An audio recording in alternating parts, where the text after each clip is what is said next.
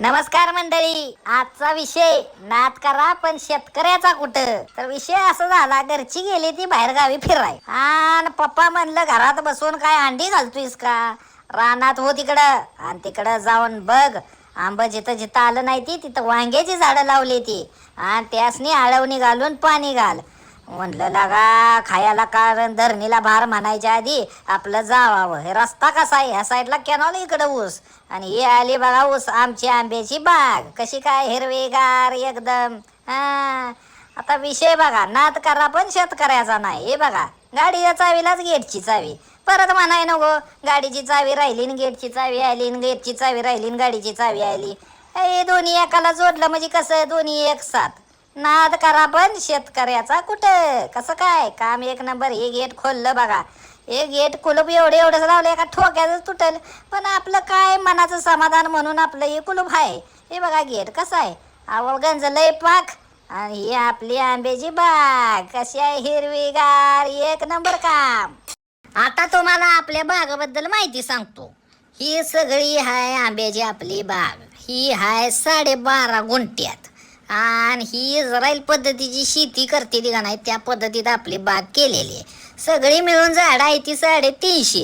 त्यात 5-6 हापूस आहे ती, 5-6 मलिंगा झाड आहे, 5-6 देवगड आहे ती, 3 बारमाही आहे ती आणि बाकी सगळी आहे ती केशर आहे ती. आणि 2 झाडात बघा 4 फुटाचं अंतर आहे आणि ह्या 2 ज्या लाईन आहेत इकडे एक आणि तिकडे एक लाईन, त्यात आहे 10 फुटाचं अंतर.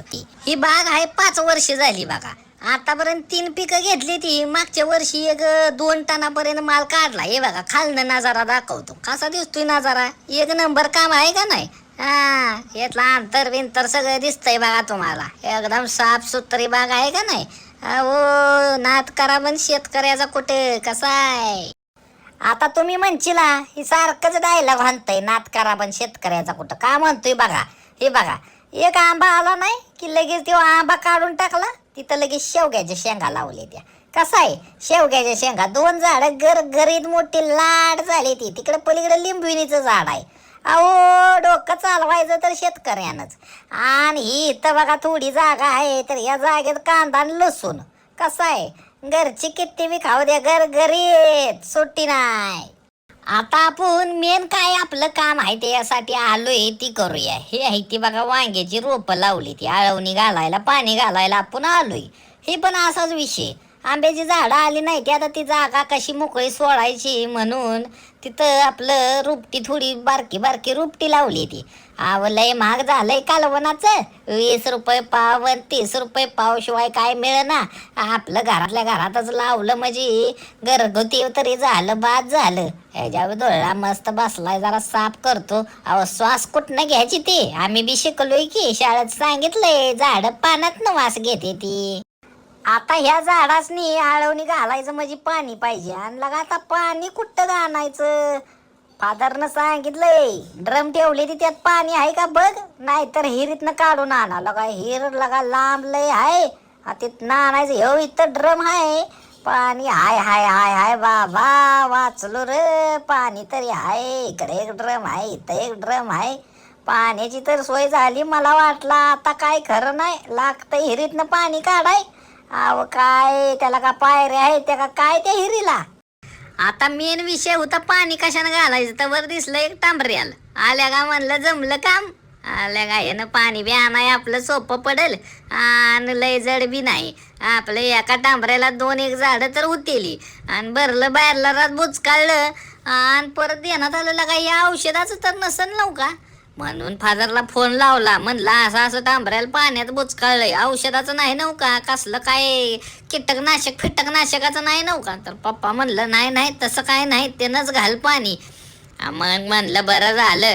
हे टांबऱ्याला घेऊन असा फिरत होतो जसं काय बारक्या म्हणे परसाला जाताना असं टांबऱ्याला घेऊन. तुम्ही गेला का मंडळी? आम्ही तर जायचो बाबा. तवा काय संडासून फिंडाचं होती बी तवा. आज हे टांबऱ्याला घेऊन जायचो रानात आणि मस्तपैकी झाडासनी जरा साफ केलं. शिनकुट होती ती जरा चुरा करून टाकली, सगळ्या झाडासनी मस्तपैकी घरीत पाणी घातलं. म्हणलं आता सगळी गावावरनं माघारी येत नाही, तिथं वर काय नसलं पाणी तरी चालतंय. ही झाली पप्पानी सांगितलेली काम. तवर आई साहेबांचा फोन आला आणि आई साहेब म्हणली पिरवीची झाड आहे ती, पिरवीच्या झाडानी पिरू आहे ती का बघ, लिंबूच्या झाडाला लिंबू लागली ती का बघ, आणि तेवढी येताना घेऊन ये. आता लगा जमलं म्हणलं, हे पाटा पाणी घातलं उरकून घे जरा. आणि आता म्हणलं आपण आता या पिरवीकडं मोर्चा वळवूया. तांबऱ्याला दिलं ठेवून आणि या कोपऱ्यात इकडं पिरवीचं झाड होतं. अहो जागेचा वापर करायचा शेतकऱ्यांनीच. आणि मस्त पैकी बघितलं पिरू लागलं होतं, पिवळं जरच झालं होतं. म्हणलं घ्यावं तोडून, आणि चांगलं घरीत पिरू पण होतं. अहो हे आता आलं मोठं लाट पिरू, पहिलं असलं होतं हे वा मोठाली झाडं चिंगळालं पिरू. हे आता झाड चिंगळाली पिरू मोठालं. अहो संकरित सगळं हो, बाकी काय नाही. मस्त पैकी गावती ती कुठं वाकून निरकून बघितलं, कोपऱ्यात काय पिरू तर पानाच्या हाडाला दडून बसलं होतं. आणि मी सुट्टी देतो माझी उंची 6 फूट, आणि सुट्टी नाही मग. कुठं बी दडून बसलेला असला तरी आपला हात पोचत होता. जेवढं पिरू जमा झालं होतं जॅकेटच्या खिशात होतं, काढलं आणि त्या टांबऱ्याला परत टाकलं.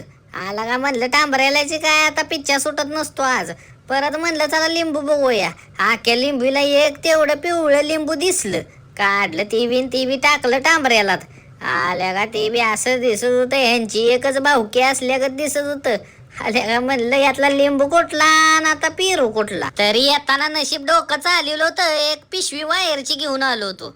त्यात वतली सगळी, पिरू सगळं वतलं, लिंबू एकच होता तो बी वतला, आणि टांबऱ्याला दिलं बिरकून. आता म्हणलं याचं काम झालं. मस्त पैकी गेंजकं गेट लावलं, कुलूप लावलं. कुलूप कशाचं तुम्हाला तर माहितच आहे, एका ठोक्यातच तुटल. आणि गाडीला जी किक मारली जाग्यावर झिरो मारून घराकडे. वाटला आज किती काम केलं आणि किती नाही. तर मंडळी कसा वाटला आपला ब्लॉग नक्की सांगा कमेंट करून. धन्यवाद. अशाच नवनवीन व्हिडिओंसाठी आपल्या चॅनलला लाईक करा, शेअर करा, सबस्क्राईब करा.